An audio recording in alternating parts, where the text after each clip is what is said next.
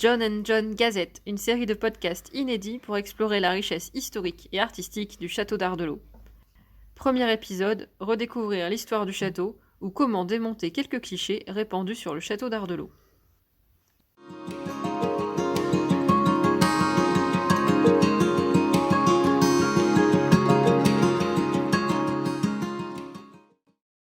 Bonjour à tous, merci d'être avec nous pour écouter ce premier podcast consacré à l'histoire du château d'Ardelot. Jennifer. Bonjour. Marion. Bonjour. Et moi-même, médiatrice culturelle de notre État, allons démonter certains mythes sur ce manoir so-british. Nous allons également vous partager des anecdotes inconnues et pourtant drôles, romantiques ou surprenantes au sujet des différents personnages qui ont parcouru son histoire. En effet, les croyances et les interrogations autour du château d'Ardelot sont nombreuses et une visite ou un atelier ne suffisent pas à tout comprendre. Ce bijou architectural de la Côte d'Opale a une longue histoire et mouvementée. Ce podcast va vous permettre de découvrir des histoires qui ne se lisent plus et qui ne se voient plus. Alors sans plus attendre, commençons notre récit avec le Moyen-Âge, cette période dont il ne nous reste aujourd'hui que des ruines. Cela pourrait laisser suggérer des combats acharnés, longs et sanglants, comme on voit au cinéma, mais il n'en est rien.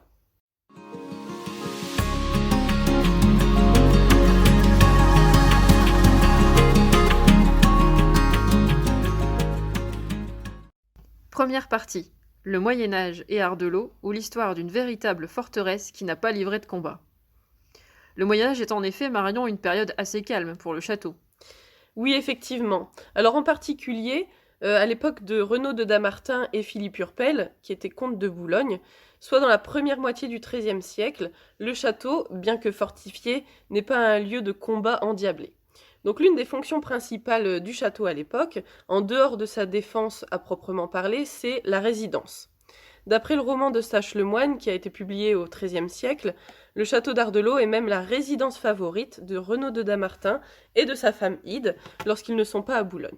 Donc on sait qu'il y a signé plusieurs chartes et que le château est un lieu confortable pour y séjourner régulièrement en temps de paix. Et le comte de Boulogne, bien sûr, ne s'en prive pas.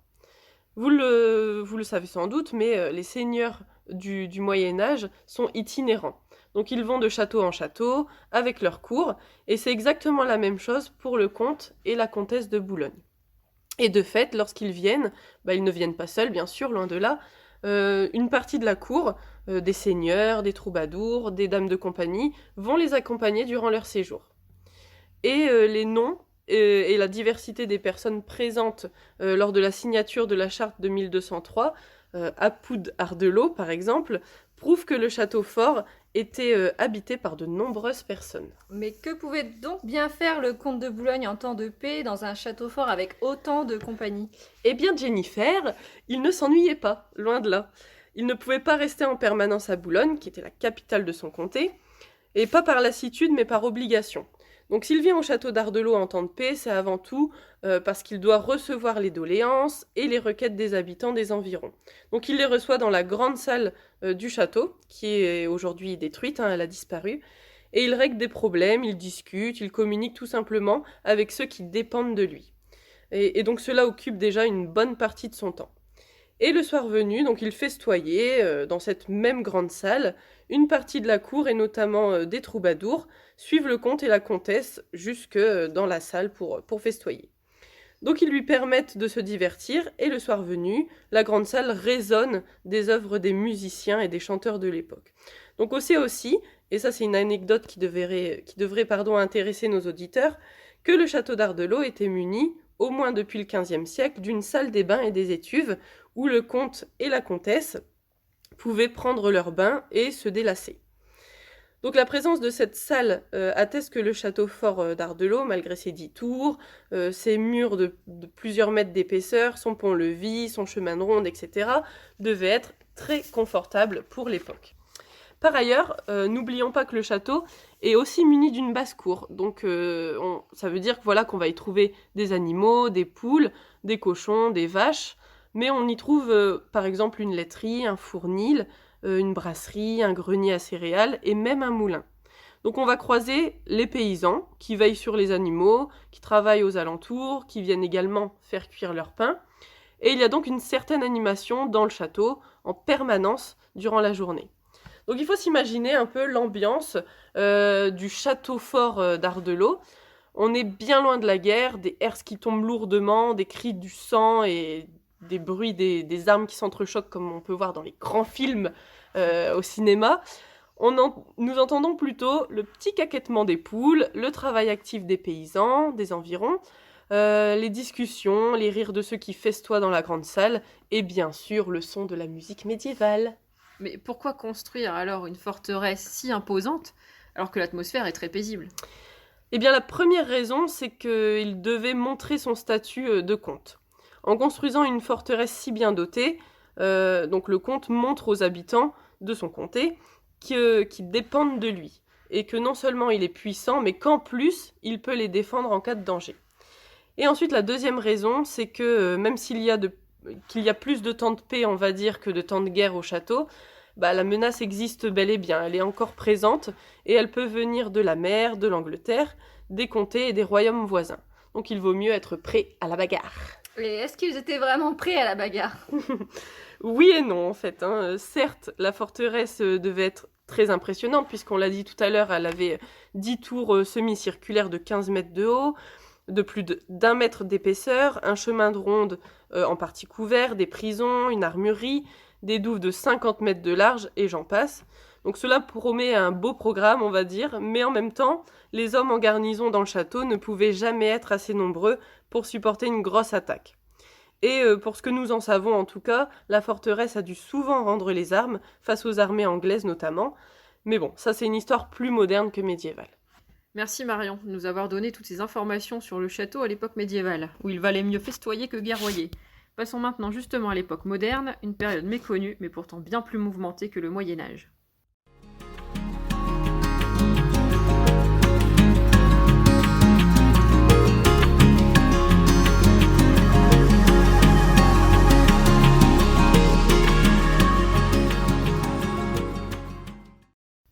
Deuxième partie. L'époque moderne, une histoire méconnue, mais pourtant mouvementée.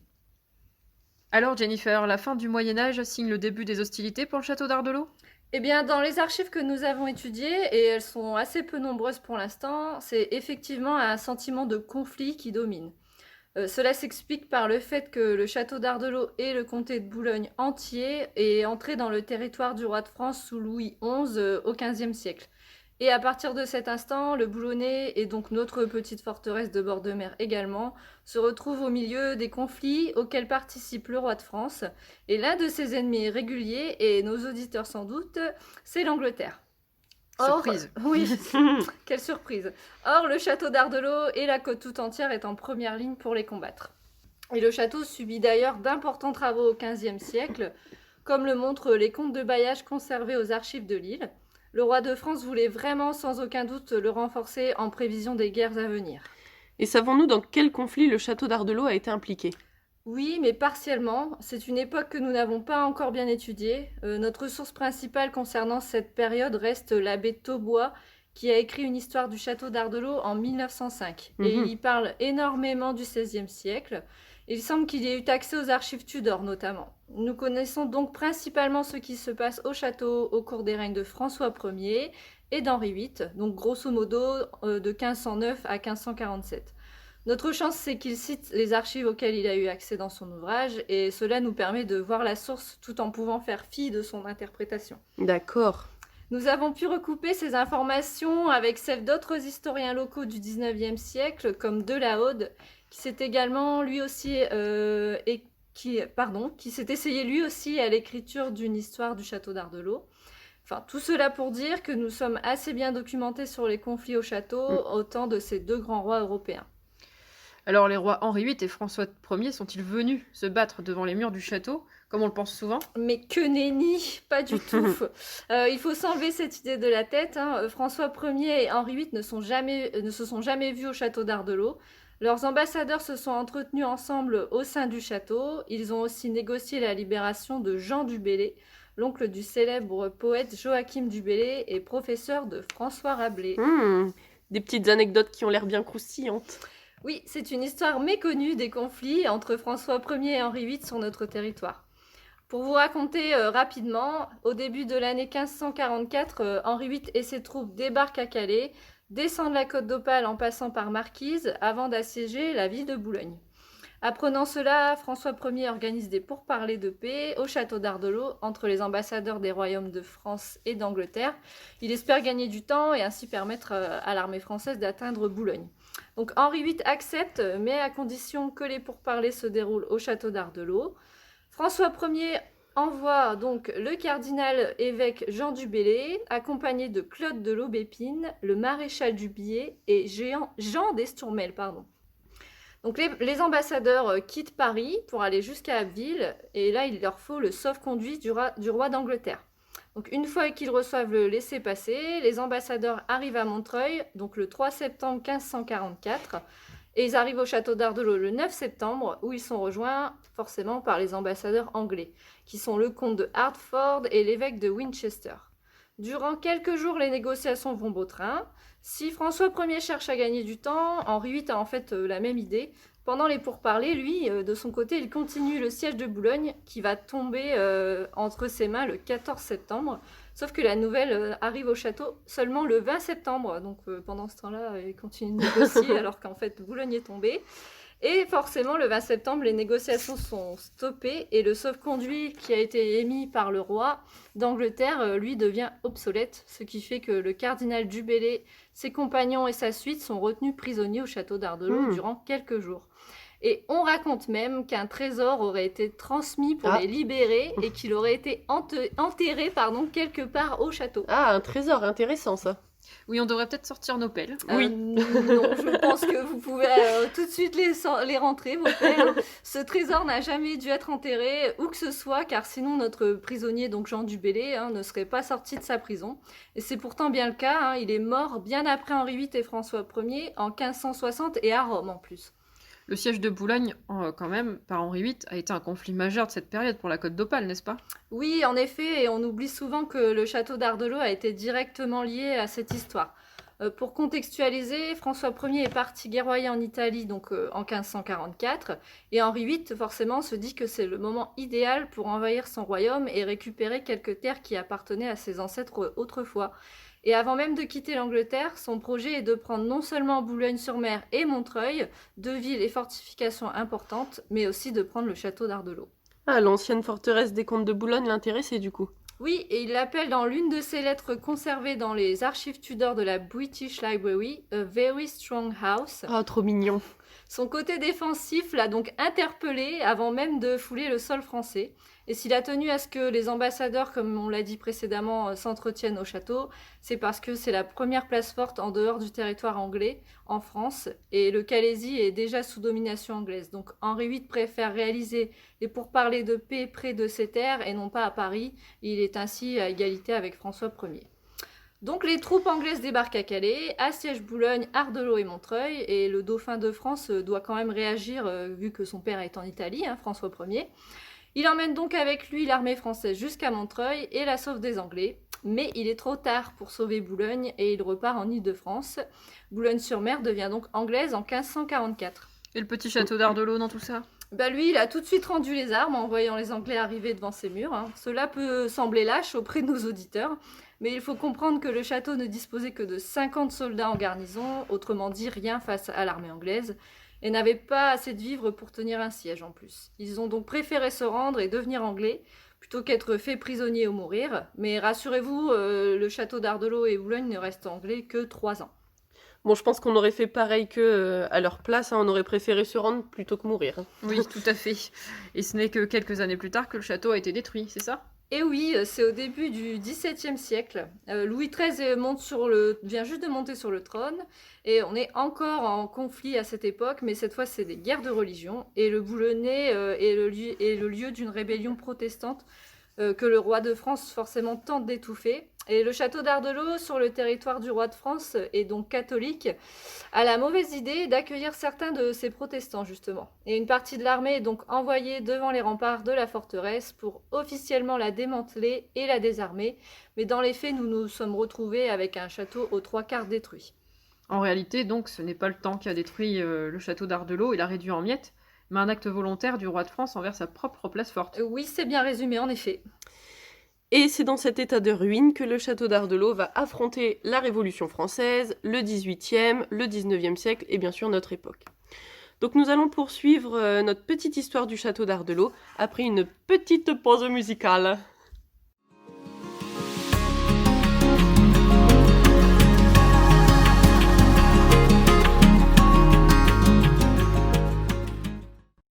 Troisième partie, la Révolution et les premiers propriétaires privés qui n'étaient pas anglais.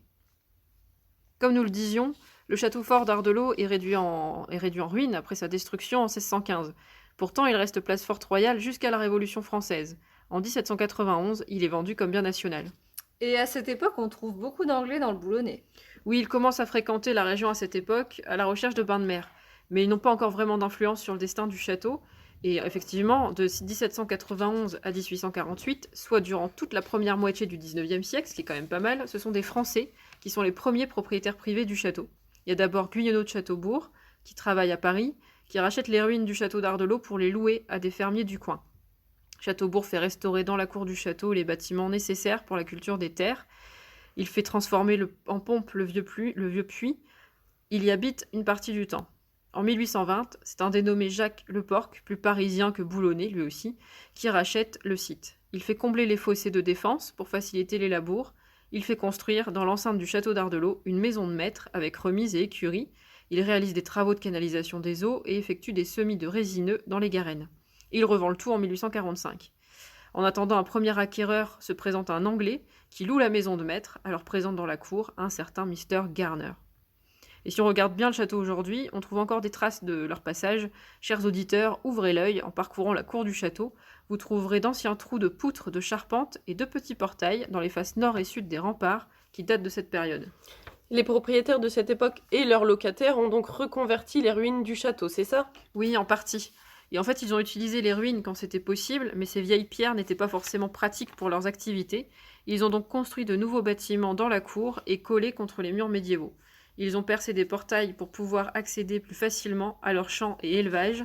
Ils ont donc utilisé les ruines en l'état autant que possible, mais n'ont pas hésité à s'en servir ou à les modifier s'il le fallait. Comment se fait-il que des bourgeois anglais apparaissent dans un tel paysage d'un seul coup ? C'est très simple, Jennifer. Le château, à l'état de ferme donc, a été mis en vente à partir de 1845 par Monsieur Leporc, et c'est un Anglais qui l'a racheté, tout simplement. C'est ainsi que commence doucement, mais sûrement, la transformation so-british du château. Elle va perdurer jusqu'en 1932.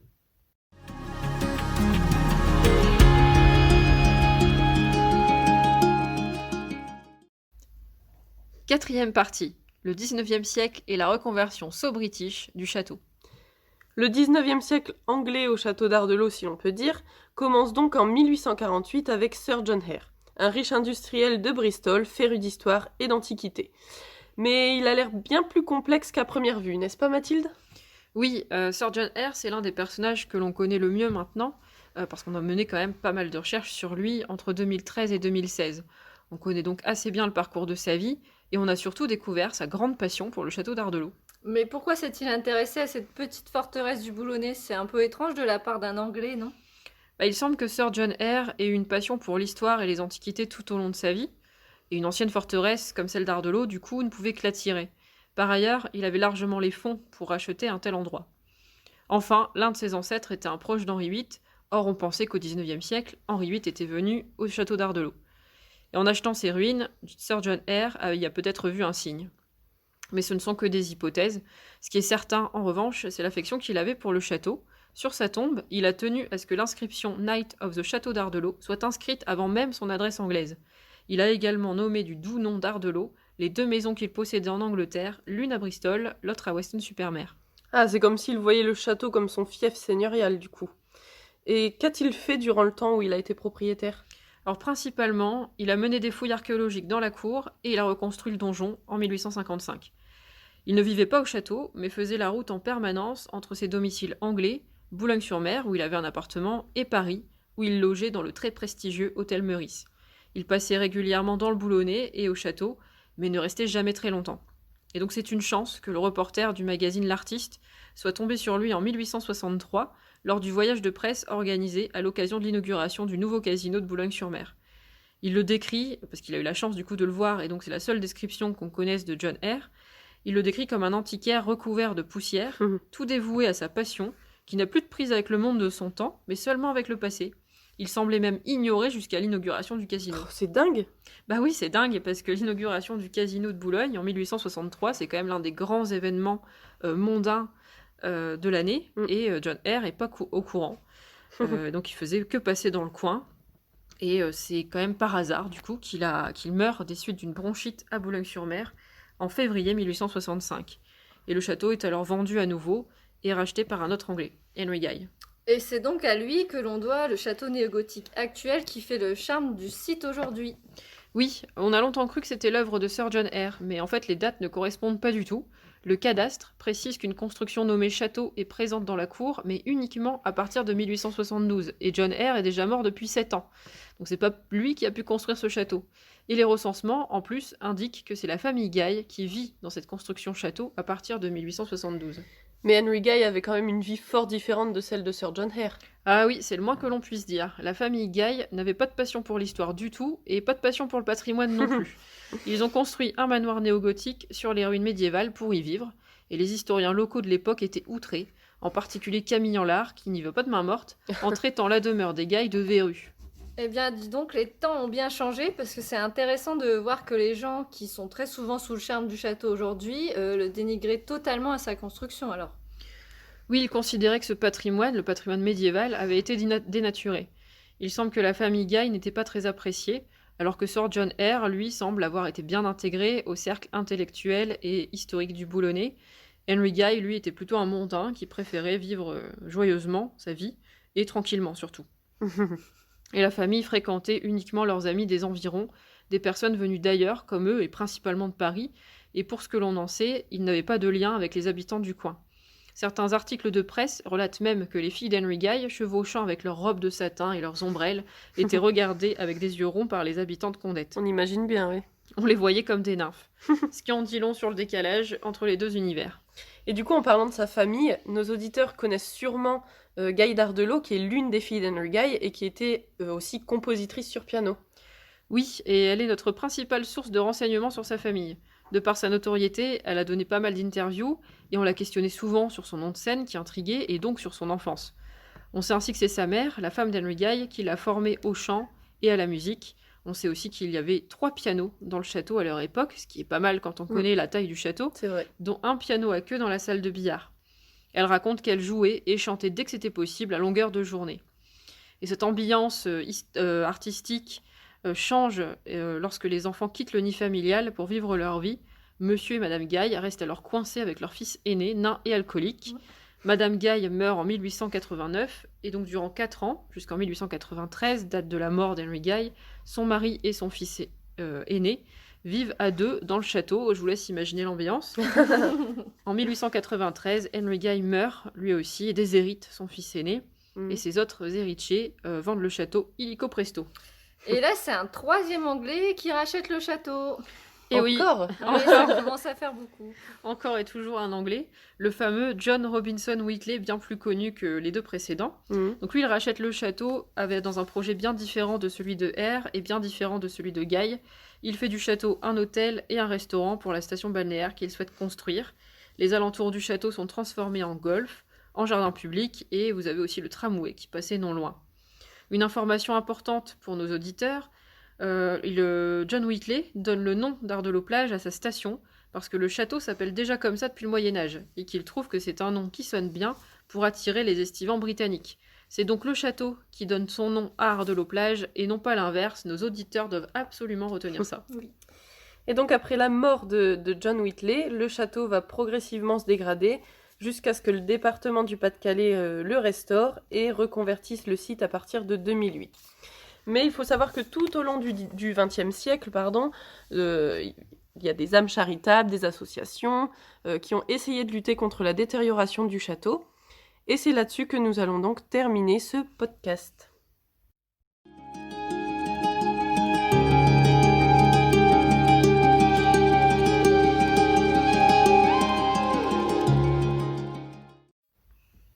Cinquième partie, l'histoire contemporaine du château, un patrimoine jamais abandonné.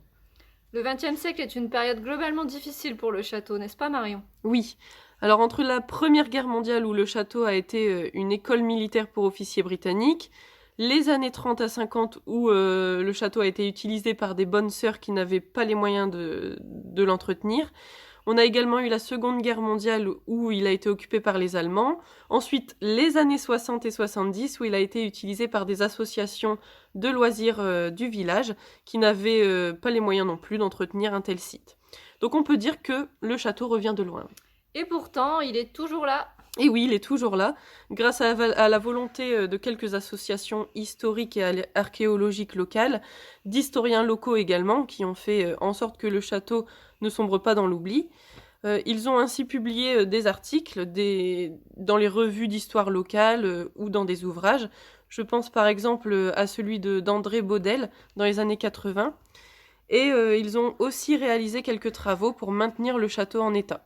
Donc ainsi, le décor néo-gothique, par exemple, qu'on peut retrouver dans la salle de billard, a pu être préservé et les murailles débarrassées de leur végétation qui était devenue bien trop envahissante. Et ce n'est déjà pas si mal. Oui, c'est pas si mal. Il faut bien sûr saluer leur travail, puisqu'il a permis ensuite à la commune, qui a racheté le château en 1986, et au département, qui gère le site depuis 2001, de s'intéresser au lieu et de ne pas partir de zéro. Donc nos auditeurs doivent comprendre que même si le château a été globalement en mauvais état au cours du XXe siècle, il n'a jamais été abandonné. Et c'est pour ça qu'il a pu renaître dans les années 2000 et devenir bien sûr ce petit joyau si apprécié aujourd'hui par nos visiteurs.